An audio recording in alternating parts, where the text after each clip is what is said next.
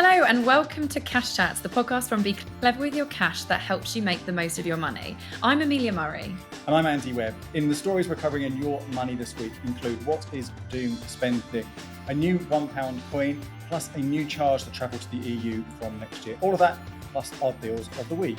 That's episode 411 of Cash Chats. So Andy, what's been happening in your world of money?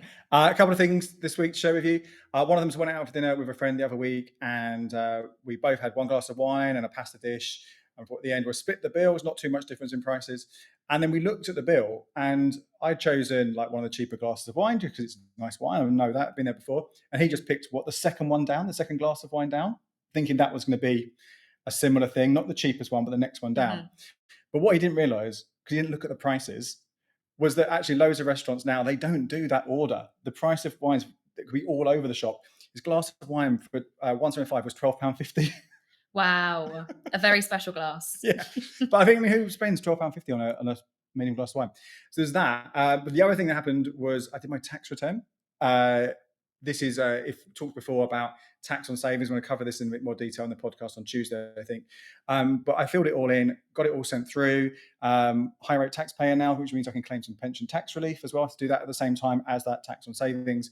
And it told me the tax return, it was going to owe me money. So I thought, right, fine, get that sent to me, leave it at that, don't have to do anything else. What actually happened was they sent me an email saying my tax code had been changed. And they'd done it the other way. They just basically accounted for all the money that I owed, not the money they owed me. And they just did this. And it would have meant that my pay next month was like drastically down. So I 20-minute on hold to HMRC, which wasn't too bad. I thought it'd be a much longer time waiting for them. 20 minutes, chatted to the guy, he's like, yeah, this happens all the time. And all he did is he clicked one button and it fixed it all. And I got immediately, you could see on my HMRC account that the tax code had gone back the other way, that they owed me money rather than me owing them money. And really, really simple. But what he said, because why I share with you guys as well, is that if I hadn't done that, if I hadn't checked my tax code after putting in my tax return and I hadn't then phoned them up to question what had happened, nothing would have happened until at least January when they would have looked at it. And potentially, I think, a time where if you're doing a tax return anyway, and you do have to declare your interest on savings, there's a good chance that last year is going to be one of the times when you have the most amount of interest going, simply because interest rates were at their peak for that, April 2023 to April 2024. So yeah, if you're doing this now, it's a good time to get ahead of it now. If you're doing your tax return for any reason now and a new tax code comes through, just make sure they haven't messed this up, because it's maybe something that's bigger we can look into in more detail as well. But yeah, it's funny though, isn't it? It's like, oh, this happens all the time and I can fix it in a second. And yet they haven't actually fixed the wider problem. Yeah. It's madness. It's great. And you're just back from holiday? I am. Thanks for noticing. So I'm back from Spain, and on the podcast before I went, I was saying that, I have a bit of a different approach to money when I go on holiday, and it can be a little bit of a difficult dynamic when you're with people who don't share that as well. But funnily enough, none of that went wrong. So it was me, my mum, and my sister, and actually in terms of money and spend and going out to eat, it was actually fine. However, there were some things I want to share with you because it could probably happen to anyone. So firstly, kind of connected to like the Your Money, Your Voice campaign, where we're encouraging people to speak up, to leave reviews and to kind of talk more about money and their financial providers.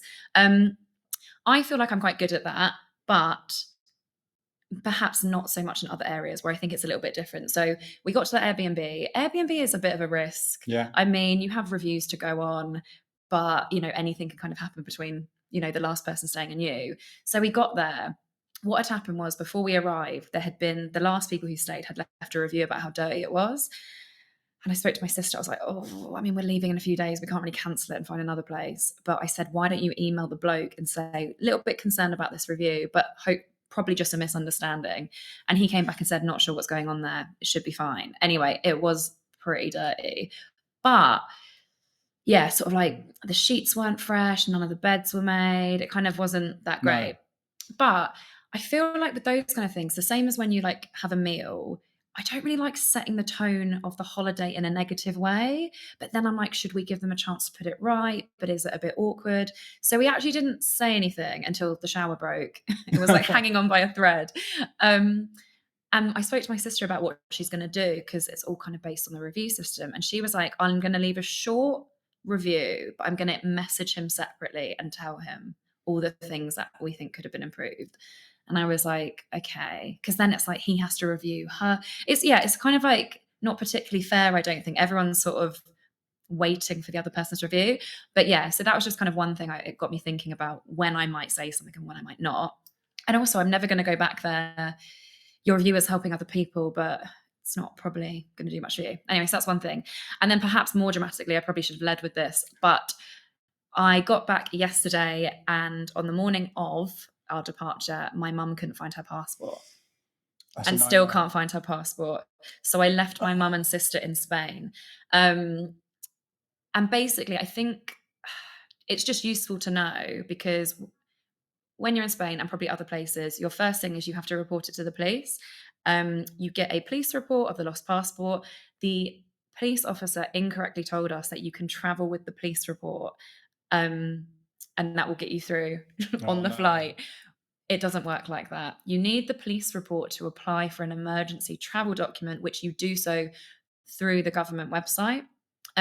But it takes 2 working days. And I think in most cases, you have to go somewhere to collect it. So in my mum's case, she has to get on like a 2-hour train to another part of Spain to go to the consulate to pick it up. But the good news is they applied yesterday and it's ready to pick up tomorrow morning, and then they can go straight to the airport. So they will return home. But yeah, word of warning. My mum felt really silly and really embarrassed. And I think she's quite shaken by the whole thing. Yeah. She doesn't speak Spanish. If my sister didn't speak Spanish and she's a teacher, so she could stay with her, I think, yeah, it could have been a lot worse, basically. Yeah, but it's not, I mean, if it starts at the beginning of your holiday, it would disrupt your holiday, but you've got time to do it. On your last day, that means an extra 2 or 3 nights, accommodation, although staying with friends is easy, but for other people, it might be paying a lot more. Plus, if you're working, you've got to get back to work and all this sort of stuff. So yeah, these things happen to people, but hopefully it's going to be not too bad in the end. Yeah. Before we get into the main news, just say, for those of you who are listening to the podcast rather than watch it on YouTube, we are in the same room together, which is a treat. I know we did this not too long ago, but yeah, it's great to be here. But we're in a kind of like a co-working space. So hopefully the noise is not going to be too echoey and stuff, and it's all going to be fine for you. But apologies if it is a little bit tinny, but hopefully not. At least you get us in the same space together, which would be great. So let's go on. What's the first story? So this is the best and worst banks based on customer satisfaction. So this is a survey that the Competitions and Markets Authority does regularly. It's compulsory for banks to be involved. And top of the list is Monzo. Okay. Second of the list, Starling, and third is Chase Bank. So if you look at these banks, they're all digital. Yeah. They're all kind of app-based. And these, in this survey, tended to perform better than your more traditional kind of bricks and mortar bank. It's interesting to me because a few weeks ago, we were talking about Monzo not scoring so well on a particular survey, and that was to do with bank fraud refunds. Yeah. So yeah, good for customer satisfaction, but not great for bank fraud refunds. So yeah, kind of interesting there. The worst banks were RBS, Virgin Money, and Co-op Bank. The CMA couldn't really say much about kind of why some banks perform better than others. But now they have the results. They have to show these prominently online and in the branch. And you might have seen these. I have seen them. And it's kind of awkward when you go into like RBS or NatWest and it's like, oh, bottom of the list. But I guess, yeah, I mean, we saw this in the British Bank Awards, run by our sister company, Smart Money People, where Chase Bank, Best British Bank, Starling Bank, Best App. So they're definitely, it's definitely becoming, more attractive and giving customers better satisfaction with these like digital interfaces and the customer service that comes with it. Yeah, I mean, and these are the banks that, when we talk about it on the website, on the podcast, on the YouTube, when we talk about particular accounts, these are the accounts that we generally sort of recommend to people as well for all those extra features, whether it is that ease of banking you get with the app or the cashback offers or spending abroad for free, all these little things which the other banks just don't do as well. But you have got to balance that with different times when actually having a branch, I know the branches are closing all the time, all over the place, but having a branch can be really useful. So yeah, interesting to see that kind of matched up with both the British Bank Awards. So what peak customers voting for their own there and what we think as well. Interesting to see how those develop with the older banks, the bigger banks. Can they kind of catch up? Next story I've got for you does involve a credit card company, and this is just a reminder for those of you who use American Express and shop on eBay that you can no longer use the Amex cards on eBay. We covered this before when it actually was announced, but it's actually happened now as of this week. You're not going to be able to do that. Don't think it's a massive end of the world really for most of you, because you can take any Visa or MasterCard, and hopefully you have got other Visa and MasterCards there. And we've covered quite regularly some of the other options that you've got if you want a reward card that's non-Amex. In fact, just last week or this week on the pod and YouTube, there's a review of the new Amazon credit card, which isn't the best pick, but in that content we also talk through some of the other alternatives that you might want to go for. So I wouldn't worry about that too much. But the thing to be wary of here, if you are trying to use American Express still on eBay via PayPal, because you can do that, you think, oh, that's a workaround, I'll still get my Amex points or whatever it is, you're breaking something called Section 75 of the Consumer Credit Act. And again, we talk about this pretty much every time we talk about credit cards, because it's so important. If you buy something that costs more than £100, but less than £30,000, and it doesn't have to be the full amount, it can be literally just £1 of that total. Less relevant, obviously, for eBay because you're paying for the whole amount. But if you do that, then the credit card company is equally liable for any issues that might arise. But if you go via PayPal, it breaks the connection between you and the merchant with the credit card. So don't go down that route if you want the consumer protection. That might be lost out. Again, only things over £100, and obviously I'm sure a lot of eBay purchases probably don't go up that far. And the other thing to tell you about very quickly when it comes to actual physical money is there are some new £1 coins out.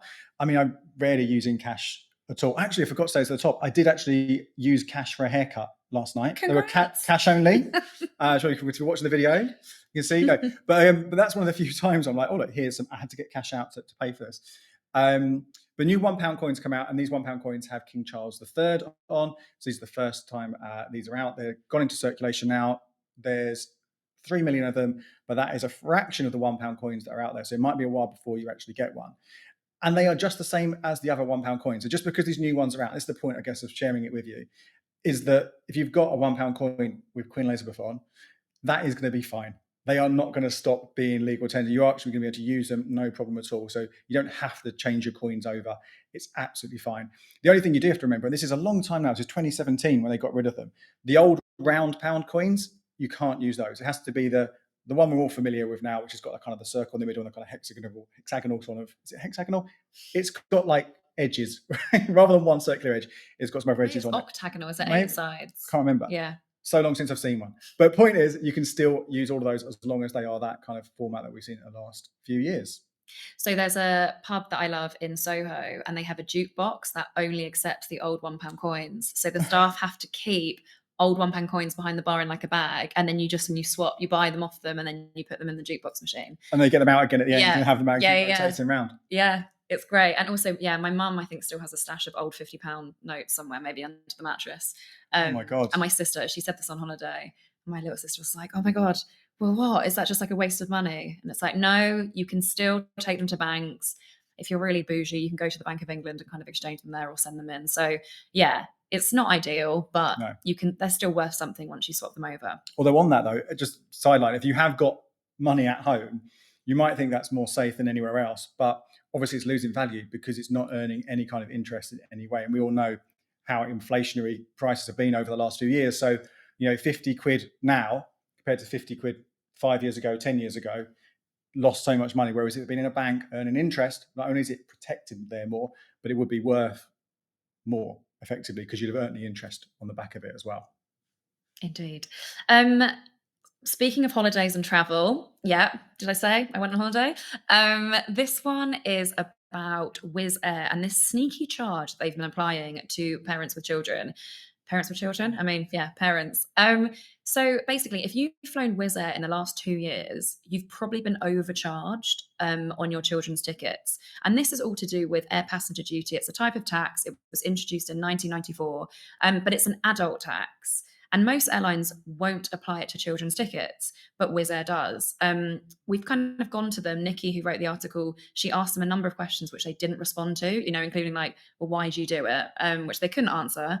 But basically, it's a tax that applies on flights departing the UK, and how much you pay depends on the class you fly and the distance to your destination. So, for example, it will be £7 for domestic flights, £14 if you fly premium. If you are traveling to Spain, for example, so up to 2,000 miles away, it will be £13 or £26 if you fly premium. And then longer haul, it can be as much as like £88 or £92. So that's quite a lot on top of your ticket price. And if you look at the tickets on Wizz Air, you'll see that the adults and the kids' prices are the same. However, you can claim it back. So while Wizz Air applies this tax very quietly, it does actually have a function where you can claim it back. So if you go into the app or onto your account, you can click the Contact Us tab, and then you choose Make a Complaint, and then you can then pick an option which is to do with the air passenger duty and the tax, and then it will allow you to reclaim it back. You'll have to enter some details like around your flight, a picture of your child's passport, but it takes less than 2 minutes, and Nikki has actually done it successfully. And the minimum you can get is £13 back, but it could also be much more depending on how much you're flying and where you've been traveling to. Yeah, I mean, this was something that Nikki picked up on just on herself, and we looked for it and hadn't really been covered anywhere. So this is, I think, if you want to read more about it, we have got the full article at becloveryourcash.com. And the interesting thing as well is you can go back 2 years. So Nikki actually was able to go for a holiday from 2 years ago in the summer when she and the kids went to Spain. Obviously now we're kind of getting into late August now, so you might have just missed it, sadly, for some, if you did go away then. But if you got another week, you went the last week of the August holidays a couple of years ago, get your claim in ASAP and get that money back. And it might only be 13 quid per kid for a trip to Europe, because remember, Wizz Air only really goes to Europe. But otherwise, they're just going to keep it and sit on it, which is not great.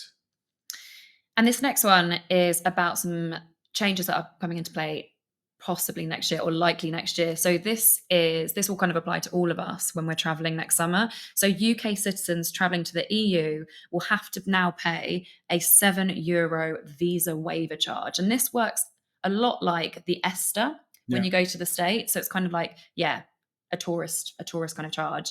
It's part of these new border checks and entry requirements that the EU have started introducing, and it's likely to apply from May next year. So you'll have to apply for this waiver before you enter, please excuse my pronunciation, the Schengen area. And this is basically made up of 25 EU states, as well as Iceland, Liechtenstein, Norway, and Switzerland. Yeah, and it's what's good about this coming in, although it's going to be extra cost for everyone, it does look like it'll be under 18s and I think over 80s will be excluded from it. So if you're going as a family, okay, you get an extra £7 each for the adults, but at least the kids won't be charged for you. But something to keep an eye on. And obviously, if it does come into play next year, we'll give you a shout. We'll get on to deals of the week in a second, but there's one more story that I wanted to talk about. And this isn't necessarily one from this week, so forgive us, guys. This is maybe from some people I saw covering it earlier in August, but then I looked into it more. Some of this was actually talking about last year, but I hadn't heard of it before, and I thought it was a really interesting, if it's a phenomenon, I kind of can't say it, but it's the right word to use anyway. But this is the idea of something called doom spending. And doom spending seems to be something that's kind of maybe more sort of on social media, where people are sort of talking about it more, but say crossed over to other media as well, but where people are spending money, and primarily we're talking about millennials and Gen Zs, or Gen Zs, not American, Gen Zs, because they just don't see any point almost. It's a very sort of pessimistic sounding sense. So it's like, some of these videos I looked at, people are saying, well, what's the point in me doing missing out on stuff now, on the nice things, when I get to 60, I'm still going to be having to working all the time, still not going to have property, I'm still not going to be able to do this sort of sense that really nothing's ever going to change. So why bother saving for that future and just enjoy yourself now, which I kind of get, but there's also massive risk with going down this kind of approach, isn't there? Yeah, so I actually read about this a few weeks ago. I was talking on local radio stations about some research into why young people aren't saving. And basically it's like these really startling figures. It was done by Yorkshire Building Society. And I think while this is very interesting and it seems like this big trend, I think the main reason people aren't saving when they're young is because they actually can't afford to. Yeah. I think, this research was saying 75% of people who are saying that they can't save in this generation is because they're either prioritizing debts or because they don't have the money. However, this quarter of people are saying that they don't see the point in saving at all. And I think this kind of ties into this doom spending where, people are saying, I can buy a holiday now, I can go traveling for a bit now, but retirement seems a million years. I can't even imagine retirement. And, it's going to take me 30 years to save up a deposit for a house. So what's the point? So I think that's part of it. But in terms of this trend, like I was reporting on this in the pandemic. I didn't have such a catchy name for it. What did I call it? I called it like cheer up spending or something really cool and really caught on. But it was essentially people who found themselves with a bit more money during the pandemic because they didn't have to commute or because they weren't spending money on the holidays. They would just start buying small things, but very often to like cheer themselves up. And we know that spending has that impact on us. Like it gives you that hit of dopamine. There's also the anticipation of waiting for the parcel and opening it, like all of that. But I interviewed some people and they were like, oh my God, I've got into this pattern of just buying junk, cheap things for like a couple of quid. But there's something really addictive about it and it's cheering me up. And I think it's connected to, the pandemic was such a difficult time. It seems like a million years ago now, but it was such a difficult time and people are just looking for things to make them feel better. And in this article about doom spending, it's like, well, yeah, if you're feeling down and you're feeling like there's no financial future for you within your reach, but that surfing holiday in Bali, could be like, I totally understand it. But yeah, there has been research also that I've kind of spoken about, which shows that even even saving tiny amounts, a tenner a month or, a couple of quid a week has a significantly positive impact on like your sleep, your stress levels, your overall well-being, as well as helping you reach those financial goals. So actually what that was saying was, the saving habit was the beneficial thing rather than kind of the amount. So I think it's interesting with the spending stuff that comes out. I think it's a lot more, it's a lot more interesting to hear about. People love it, rather than actually, we could probably do research on the positive impact or the dopamine hit of saving and achieving those goals, which is probably, a little less headline grabbing. Yeah. And I think there's also, it's not anything new in lots of ways. I would have done similar things when I was, younger as well, and spending on certain things. I didn't go without, but it's about a blend. So still going on holidays, still going to festivals, but also making sure that I am contributing to my pension with work and not opting out of that option, or making sure that I am sort of putting some money away and mixing that together. So I certainly think this idea that it seems much more prevalent now by this research with certain groups spending more. So something to be aware of there, just doing it, blended, still enjoying yourself, but maybe not doing it at the expense of this thing, which does still seem so far away. But I think the other angle of this as well is potentially this doom spending isn't just about rather than saving. You said people can't necessarily afford to save. Sometimes they can't afford to spend either. And there is that risk where buy now, pay later has made spending anything, if you can't afford it right now, so much easier. And if you do pay the things off, that's fine. But we do know there are risks with Klarna and all these other ones that you put one thing on buy now, pay later and the next thing on buy now, pay later. Before you know it, you've got a dozen things on buy now, pay later, which then means you haven't got any money the next month because all you're doing is you're paying off that stuff. You're living that sort of 3 months behind every time. And then if something changes in your circumstances where you can't keep up those payments, then it can get a bit messy as well.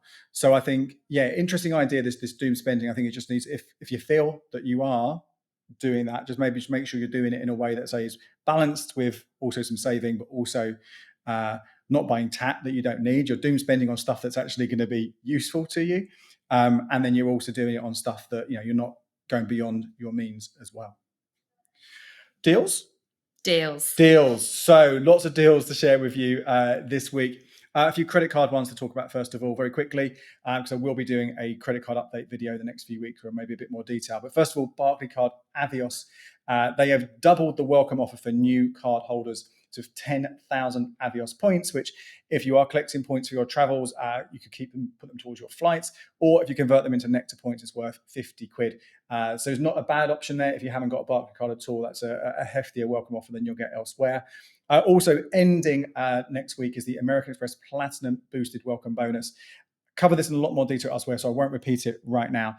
But if you are eligible for it, and what's interesting about this one is you may be eligible for it even if you already have an American Express card. Many of the welcome bonuses are ruled out if you've had one in the last 2 years.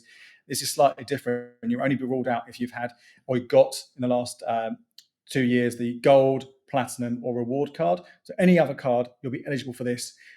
40,000 Amex points, which can be verted £200 gift card or into airline miles, whatever you want to do, plus £400 travel credit, plus you get free travel insurance, plus 150 quid to spend at restaurants and 50 quid at Harvey Nicks, which all adds up as long as you spend really, really chunky amount of money in a short space of time and an upfront fee. So it's not going to be for everyone, but if it is for you, do check out the article on becloveryourcash.com because I think it can be a good money earner. A couple of quick bank switching updates for you as well.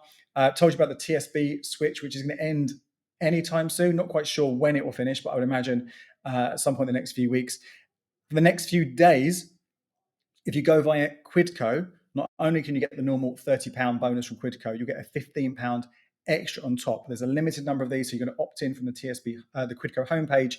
That's 45 quid from Quidco plus 190 quid or up to 190 quid from TSB plus about another 30 quid in terms of freebies and cinema tickets. So that could be a really, really valuable one.